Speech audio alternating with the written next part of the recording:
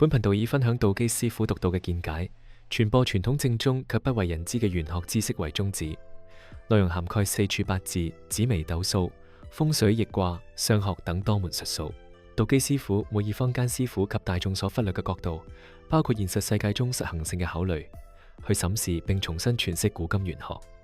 無論閣下是否擁有玄學知識，無論閣下正處於人生邊個階段，呢度唔單止能夠讓你識別江湖神棍與小人伎倆，更能夠讓你比別人企得更高，睇得更遠。本文於2023年4月27日刊於道基玄學網站。最近有學生問到，食神多係咪會變傷官？正官多係咪會變七煞？同類十神多嘅時候係咪會出現質變？於是道基反問：甲多會唔會變月？人多會唔會變卯？大家既同屬一種五行，而且十神嘅元身唔就係天干地支咩？另外，橙多會唔會變蘋果？香蕉多又會唔會變青瓜？反正大家都同屬蔬果類。學生配合地乾笑，狀若有所得，佢又話唔出個所以然嚟。道基嘅回答雖然帶點玩笑成分，但相信以上內容絕對值得集八字者反思，所以便攞嚟同大家分享。坊間有一種理論話，食多變傷，官多變鬼嘅原因係嚟自量變造成質變。咁道基想知道幾多數量嘅食神會變成傷官，有幾多數量嘅官星會變成鬼、七煞？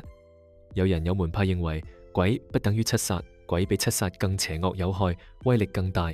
通常呢類人或者門派會再將印星分為正印、偏印及梟。多嘅標準又是從何而嚟嘅？而當有印星嚟制食傷、化官煞嘅時候，又變唔變？假如適逢再遇財星嚟破印，還變唔變？另外，幾多個橙初會變成蘋果？有幾多隻香蕉先至會變成青瓜？我哋要認同一種理論是否成立，至少要通過一啲邏輯思辨。如果喺冇其他外力影響、外在環境嘅改變下，只憑單純嘅多便足以促成十神或者天干或者地支嘅質變，咁亦應有另一套通用嘅法則或者標準去衡量及詮釋多啦。喺八字學中，或許係道基寡聞，未有見識過咁樣嘅一套法則或者標準嚟配合食多變傷、官多變鬼嘅理論。多不多基本上都係大師們講咗算，有啲認為至少要有3粒以上，有啲4粒，有啲則認為仲要通筋透肝等等。然而，幼稚園階段已教唆我哋何謂多、2多過1、3多過2、4多過3。正喺閱讀本文嘅大家都應該非常清楚，實際意義嘅多少從來都係相對而非絕對，即係會有比較對象嘅。比較對象可以係原先嘅自己，亦可以係外部嘅任何嘢。當比較嘅對象係0嘅時候，1已經可以係多啦。由於理論嘅核心多呢個部分已含混不清，道基確實難以認同此講法。如果呢個多又係大師們口中嘅秘法，咁就最好俾佢成為永遠嘅秘密吧。食多變傷，官多變鬼，仲有另一個顯而易見嘅弊漏，其概念係建基喺將十神分為吉神及凶神，並假定咗傷官、七煞、梟印係為食神、正官、正印嘅負面表現。呢類二元正負對立形式嘅理論喺以往幾十年係非常常見嘅術數理論，主因係異教、異學、異名。但近年新學八字嘅年輕習者已極少有如此嘅概念。畢竟科技進步令普羅大眾輕易獲得外界嘅資訊。當大家都知道現實世界嘅千變萬化，又點說服新一代去相信刻板嘅二元論？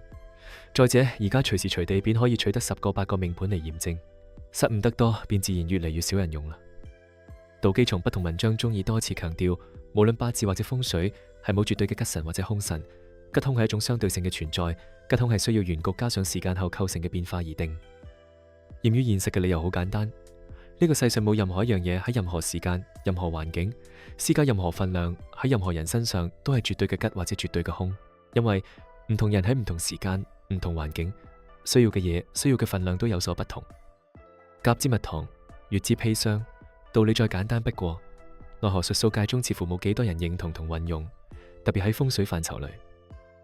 從而家仍隨處可見嗰啲是168為吉星、257為凶星、玉帶環腰為吉水、禿頭山為凶山等理論便可見一斑。如果你對頻道或者視頻內容有任何意見，歡迎留言話我知。謝謝收睇，祝各位身體健康，生活愉快。